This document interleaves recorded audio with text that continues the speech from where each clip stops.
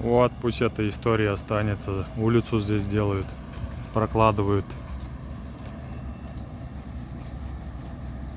То ли канализацию, то ли что здесь будет. Улица Меховщиков.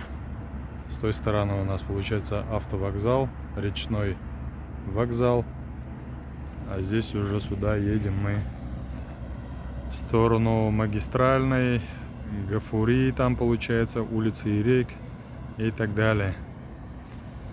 Вот, Меховщиков 4 дом.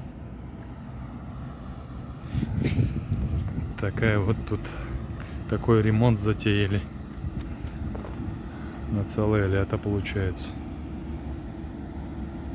Такие металлические опоры, не знаю для чего забивают. Может быть, мост будет проходить.